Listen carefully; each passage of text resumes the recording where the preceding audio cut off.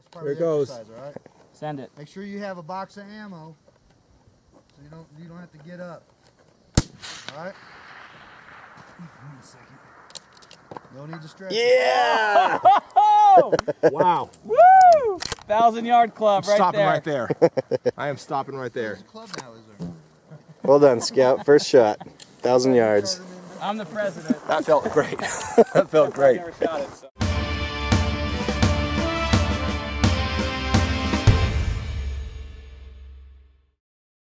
Hey guys, late Boy Scout here with Kent Gooch on the end of our third day out here at Sniper Country, where we've been doing some fun shooting, having some great success, learning some good stuff. You had fun? I did, as a matter of fact. Oh man, I messed up. Kent, why don't you give us a rundown of what we did today? Okay, the whole idea of this 3-day package was the first day was basically a crawl. Yesterday we were walking, and today we ran.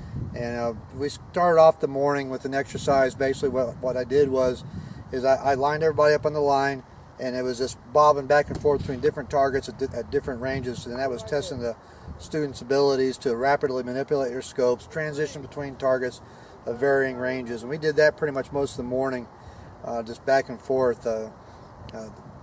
Basically anywhere between 300 to 600 yards. I call out the range, and the students were required to adjust and get on the target rapidly. And what that did is hopefully what it did was give them the confidence in their ability to manipulate their scopes, because these scopes are quite the scopes these days. I mean, we've got precision adjustments on them, quarter minute of angle, tenth of mil radian adjustments, and they're very fine adjustments, and sometimes if you don't know what you're doing, you can get lost in those things. So my purpose today was to get them to where they were confident in adjusting those scopes rapidly and moving back and forth.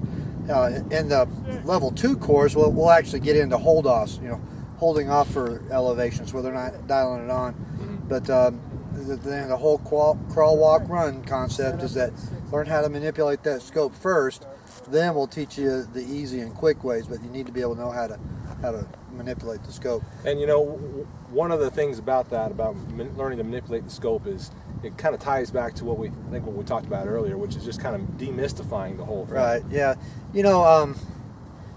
It's all about precision, and the most precise way of engaging a target is to actually dial on the elevation and windage that you need. But like I was saying, with these scopes that we have these days, there are so many adjustments. I mean, almost all of them are all 3 turrets, where you have elevation, windage, and parallax adjustment. Some of them, and then you have the reticle adjustment. Then you have the magnification settings and all that. And if you're going to use those type of scopes, you need to know what you're dealing with there. Yeah. That was my purpose today, was get everybody comfortable with all those different adjustments in the scope, and realizing that you need to read the owner's manual on these scopes these days. They're very accurate, very dependable, rugged, and but they do require some studying to get them down. Absolutely, and I've kind of figured that out and realized how high-tech they really are. Now, one of the fun things we did today, in addition to, as you were calling out different yardages and we would try to meet them, one of the fun things we did was going from a plate next to a silhouette. Yeah. And that's one thing we may not have pointed out or shown you in video, is that one of the neat things about, because they were busy shooting. Yeah, one of the neat things about the range is a lot of these different yardages, you'll have a silhouette that you'll try to hit, but then you'll also have a nice 12-inch plate right next to it. So you can spend your time honing in on the silhouette first, which is about what, 20 inches wide? Yeah, it's about a 40 by 20 inch target. 40 by 20 inch target, and then you move and graduate to that 12-inch plate, and then we even graduated up to headshots on the silhouette. Yeah, we did a lot. We did some transition towards the end there when everybody was getting it down. They're all getting comfortable, and okay, yeah, I got this down now. Then we started throwing in, okay, head plate, silhouette. So it's boom, boom, and the sight adjustments are the same, the scope adjustments are the same.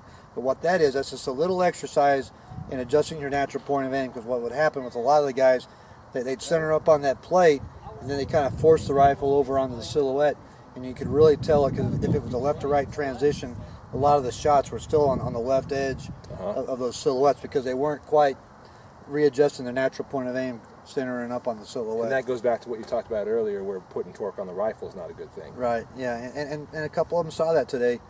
But that was pretty much the focus. And then this afternoon, towards the end of the course, they're all tempted to start going after the 1,100, 1,200, 1,400, 1,500 yard targets. And, you know, they've been out there working hard for a couple of days, so it's just like, you know, just kind of turn them loose and let them start getting some scope settings for those things. However, you know, that's the purpose of the success of courses is to really focus in, because once you start getting out there, the 1,100, 1,200 doesn't take much wind to get you off totally off the target. So that's a good little familiarization in the afternoon, kind of what their taste for what comes up down the road. And it's a little bit different coaching style, a little bit different instructional technique. When you start getting out there 1,200, 1,300 yards with the wind like this, you know, we're talking a 12, 13 mile an hour wind here. Yeah, these gusts would come in every once in a while. That's a whole different story. So we got those longer distances. We slow things down, a lot more one-on-one instruction. Yeah. You know, we don't want to leave it up to a student adventure there to try to figure it out. That's where we really get down. One coach, two shooters, working those long distance shots. And that's one of my favorite things about this whole course, is that the whole time, I think we had a total of what, 8, 9 shooters all together? And along with you out there, we really felt like we had your full attention the whole time. And you know, and Mike Davis, the general manager and the sales guy with the VTA, you know, he's out there. I mean, he's a strong firearms instructor in his own right. You know, he was out there. He had some mission things he had to take care of with Desert Tactical, but you know, he was out there too and providing a lot of instruction. And it's that's one of the things I like about this place, is that, you know, everybody that is associated with instruction here is a very capable instructor. You don't have somebody who's just kind of pulling it out of, you know, their rear pocket there, so to speak. So and it's handy to have those extra eyes out there. One thing you can pretty much always count on is that when you've got a small class, you're all going to learn really well. Yeah. And that was the situation here, you know. And so I think that's kind of what you're going to expect when you come out here to sniper country, learning from Desert Tactical. I mean, these guys know what they're talking about. They keep the class nice and small so that everybody gets an outstanding learning experience. And we don't come off the range, but, you know, basically, we've got an evening meal that we have prepared back here at the lodge that we need to get back to. But we're not going to come off the range. If there's a question, if there's an unresolved issue on a rifle, we sat around last night and worked some issues here back in the lodge, which is a great asset having this lodge here. I mean, I've worked at schools before where everybody stayed at different hotels. You get done shooting, boom, everybody's gone, and you really can't. There's no after hours instruction. And here you're sitting around, you know, watching a movie, playing with ballistic apps on smartphones, figuring out, you know, trajectory problems and issues with scopes and stuff. So, I mean, here it's except when you go to sleep, it's basically almost 24/7 instruction. Well, 24/3 instruction here, because we got this lodge, which is great. Well, yeah, and you're accessible the whole time. I mean, it's let fantastic. me go to sleep, dude. You know what I mean? Come on. Wake you up in the middle of the night. Now, tell me about this other. Yeah, hey man, I'm sleeping. See you in the morning. No, they don't do that. Yeah. Well, it has been a great time though, and third day wrap up. You know, I'm giving this thing a full thumbs up. I absolutely loved it. Kent, thank you so much. All right, man. You did a great job. My pleasure. I'm honored to be here with you and to learn from you. It was great. Support your troops. I'm a late Boy Scout. Thanks again for watching. We'll see you all on the next one.